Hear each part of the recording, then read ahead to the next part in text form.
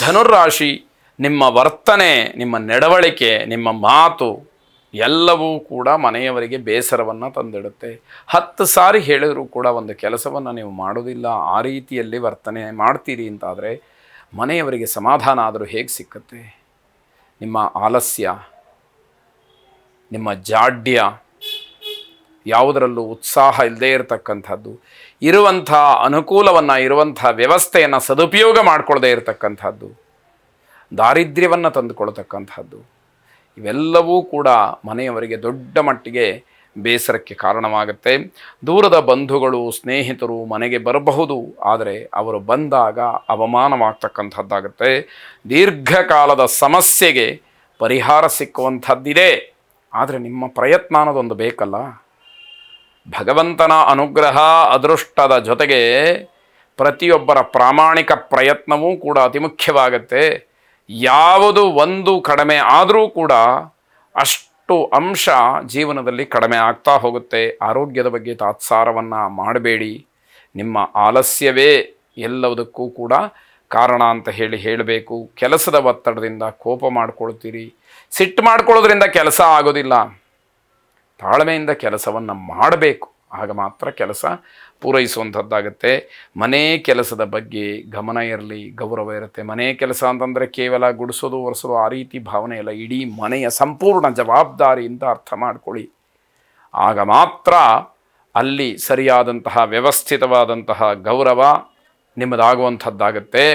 ನರಸಿಂಹಸ್ವಾಮಿಯನ್ನು ಪ್ರಾರ್ಥನೆ ಮಾಡಿ, ಉಗ್ರಂ ವೀರಂ ಮಹಾವಿಷ್ಣುಂ ಜ್ವಲಂತಂ ಸರ್ವತೋಮುಖಂ ನರಸಿಂಹಂ ಭೀಷಣಂ ಭದ್ರಂ ಮೃತ್ಯುಂ ನಮಾಮ್ಯಹಂ ಎಂಬುದಾಗಿ ನಿಮ್ಮ ಪ್ರಾರ್ಥನೆ ಇರಲಿ. ನರಸಿಂಹಸ್ವಾಮಿಯನ್ನು ಕುರಿತು ಈ ಶ್ಲೋಕ ಮಂತ್ರವನ್ನು 12 ಬಾರಿ ಪಠನೆ ಮಾಡಿ. ಶುಭವಾಗಿ. ಮಕರ ರಾಶಿ, ಈ ದಿವಸ ಅಚ್ಚರಿಯ ಘಟನೆ ನಡೀಬಹುದು. ನಿಮಗೆ ಅದು ಕುತೂಹಲ, ಆಶ್ಚರ್ಯ, ಭಯ, ಸಂತೋಷ, ನೋವು, ದುಃಖ ಎಲ್ಲವನ್ನೂ ಕೂಡ ತರಬಹುದು. ಅದೆಲ್ಲವೂ ಕೂಡ ನಿಮಗೆ ವಿಚಿತ್ರವಾಗಿಯೇ ಕಾಣಬಹುದು ಅಂತಕ್ಕಂಥದ್ದು. ಜೀವನದ ನಿರಾಸೆಗಳನ್ನು ದೂರ ಮಾಡಿ ಆಶಾದಾಯಕರಾಗಿರಿ. ನನ್ನ ಭಾಗಕ್ಕೇನೂ ಇಲ್ಲ, ನನಗೆ ಯಾವುದೂ ಆಗ್ತಾ ಇಲ್ಲ ಅನ್ನುವಂತಹ ನಿರಾಸೆಗಳು ಬೇಡ. ಯಾವುದೋ ಒಂದು ಕೈ ತಪ್ಪಿ ಹೋಯಿತು, ನಾನು ಮತ್ತೊಂದನ್ನು ಪಡ್ಕೊಳ್ತೀನಿ ಅಂತಕ್ಕಂತಹ ದೃಢವಾದ ಸಂಕಲ್ಪ, ದೃಢವಾದ ನಂಬಿಕೆ, ಆಶಾದಾಯಕ ಭಾವನೆ ನಿಮ್ಮಲ್ಲಿ ಇದ್ದು ಬಿಟ್ಟರೆ ಪುನಃ ಅದನ್ನು ಗಳಿಸೋದಕ್ಕೆ ಸಾಧ್ಯ ಆಗುತ್ತೆ. ಆರ್ಥಿಕ ಹಿನ್ನಡೆ ಆದರೂ ಕೂಡ ಸಮಾಧಾನ ಇರಲಿ. ದುಡ್ಡು ಕಾಸಿನ ಬಗ್ಗೆ ಸ್ವಲ್ಪ ಏನೋ ಅಸಮಾಧಾನ ಇದೆ ಅಂತ ಆದರೂ ಕೂಡ ಸಮಾಧಾನ ಇರಲಿ. ಸಮಾಧಾನವನ್ನು ಕಳ್ಕೊಳ್ಬೇಡಿ. ಅಸಮಾಧಾನಕ್ಕೆ ಅವಕಾಶಗಳು ಬೇಡ ಅಂತ ಅರ್ಥ. ಮಕ್ಕಳ ಚಿಂತೆಯಿಂದ ಹೊರಗಡೆ ಬರಬೇಕು. ಮಕ್ಕಳು ತಮ್ಮ ಪಾಡಿಗೆ ತಾವು ಏನೋ ಬೇಕಾದ್ದನ್ನು ವ್ಯವಸ್ಥೆ ಮಾಡಿಕೊಳ್ತಾರೆ ಅನ್ನುವಂಥದ್ದು ಗೊತ್ತಿರಲಿ ಅಂತ ಅರ್ಥ. ವಿದ್ಯಾರ್ಥಿಗಳಿಗೆ ಅನುಕೂಲ ಇದೆ, ಜೊತೆಗೆ ಧನ ಸಹಾಯವೂ ಕೂಡ ಆಗ್ತಕ್ಕಂಥದ್ದಿದೆ. ತಮ್ಮ ಓದಿಗೆ ಪೂರಕವಾದಂತಹ ಒಂದಷ್ಟು ಸಹಾಯಗಳು ಬೇರೆಯವರಿಂದ ಸಿಕ್ಕತ್ತೆ, ಜೊತೆಗೆ ಹಣಕಾಸು ಕೂಡ ಅದಕ್ಕೆ ಪೂರಕವಾಗಿ ಒದಗಿ ಬರುತ್ತೆ ಅನ್ನುವಂಥದ್ದು ಮುಖ್ಯವಾಗುತ್ತೆ.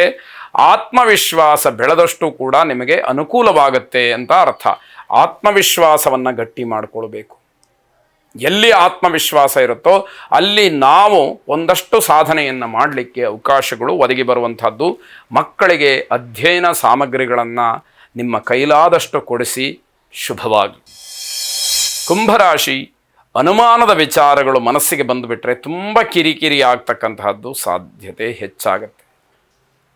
ಯಾಕೆ ಅಂತಂದರೆ ಯಾವ ವಿಷಯವನ್ನು, ಯಾವ ವ್ಯಕ್ತಿಯನ್ನು ಅನುಮಾನದಿಂದ ನೋಡಬೇಕೋ ಹಾಗೆ ನೋಡುವಂಥದ್ದು ಸಹಜ. ಪ್ರತಿಯೊಂದನ್ನು ಕೂಡ ಅನುಮಾನಾಸ್ಪದವಾಗಿಯೇ ನಾನು ನೋಡ್ತೀನಿ ಅಂತಂದರೆ ಮಾನಸಿಕವಾದಂತಹ ಕಿರಿಕಿರಿ ಕೊನೆಯಲ್ಲಿ ಹೆಚ್ಚಾಗುವಂಥದ್ದು, ಅದು ದೊಡ್ಡ ತಪ್ಪು ಕೂಡ ಆಗುವಂಥದ್ದಾಗುತ್ತೆ. ಅನಗತ್ಯವಾದಂತಹ ಕೆಲಸಗಳು ನಿಮ್ಮ ಸಮಯವನ್ನು ಹಾಳು ಮಾಡಿಬಿಡುತ್ತೆ. ಯಾವುದೋ ಒಂದು ಅರ್ಜೆಂಟಾಗಿ ಮಾಡಬೇಕಾದಂತಹ ಕೆಲಸ ಇರುತ್ತೆ, ಅದರ ಕಡೆ ಗಮನವನ್ನು ಕೊಡದಲೇ ಏನೋ ಬೇಡದೇ ಇರುವಂಥದ್ದನ್ನು ಮಾಡ್ತಾ ಕೂತಿರೋದು. ಸಮಯ ಆದಮೇಲೆ ಅಯ್ಯೋ ಸಮಯ ಆಗೋಯ್ತು ಅಂತ ಹೇಳಿ ಪಶ್ಚಾತ್ತಾಪ ಪಡೋದು, ಇದು ಯಾವುದೂ ಕೂಡ ಪ್ರಯೋಜನಕ್ಕೆ ಬರದೇ ಇರತಕ್ಕಂಥದ್ದು.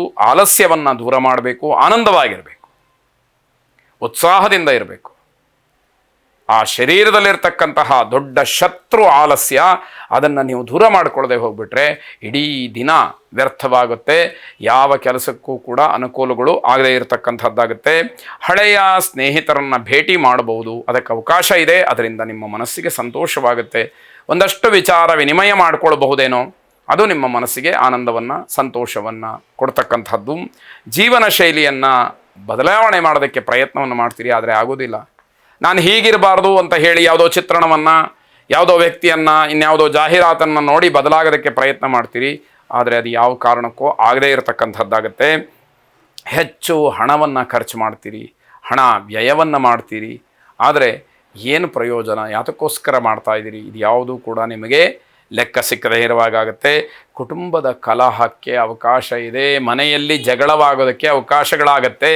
ಪ್ರತಿಯೊಂದು ವಿಷಯವೂ ಕೂಡ ಇಲ್ಲಿ ಗಣನೆಗೆ ಬರುತ್ತೆ, ಅದನ್ನು ಸರಿಯಾಗಿ ಗಮನಿಸ್ಕೊಳ್ಬೇಕು. ಅಂತಹ ಸಂದರ್ಭಗಳು ಬಂದಾಗ ಸರಿಯಾದಂತಹ ರೀತಿಯಲ್ಲಿ ನೀವು ಗಮನವನ್ನು ಕೊಡಲಿಲ್ಲ ಅಂತಾದರೆ ಮಾನಸಿಕವಾಗಿ ಹಿಂಸೆಯನ್ನು ಪಡ್ತೀರಿ. ಕುಲದೇವತಾ ಪ್ರಾರ್ಥನೆಯನ್ನು ಮಾಡಿ. ಶುಭವಾಗಲಿ. ಕೊನೆಯದಾಗಿ ಮೀನರಾಶಿ, ತಂದೆಯವರಿಂದ ಉತ್ತಮವಾದಂತಹ ಮಾರ್ಗದರ್ಶನ, ಸಲಹೆ ಎಲ್ಲವೂ ಕೂಡ ಸಿಕ್ಕತ್ತೆ. ಅದರ ಸದ್ವಿನಿಯೋಗ ಮಾಡಿಕೊಳ್ಳಿ, ಅವರ ಮಾರ್ಗದರ್ಶನವನ್ನು ಪಡ್ಕೊಳ್ಳಿ, ಅವರ ಮಾತನ್ನು ಕೇಳಿ. ಅವರಿಂದ ಆಗತಕ್ಕಂತಹ ಸಹಾಯ ಸಹಕಾರಗಳು ನಿಮ್ಮ ಕೆಲಸಕ್ಕೆ ಬಹಳ ಗಟ್ಟಿಯಾದಂತಹ ಶಕ್ತಿ ಆಗತ್ತೆ, ಅದನ್ನು ತಿಳ್ಕೊಳ್ಳಿ. ಸಂಬಂಧಿಕರು ಹಣಕ್ಕೋಸ್ಕರವಾಗಿ ವ್ಯತ್ಯಾಯವನ್ನು ಮಾಡಬಹುದು, ಆಲೋಚನೆಯನ್ನು ಮಾಡಿ. ಅನುಭವ ನಿಮ್ಮದಾಗಿರುತ್ತೆ, ಹಣ ನಿಮ್ಮ ಕೈಯಲ್ಲಿದೆ.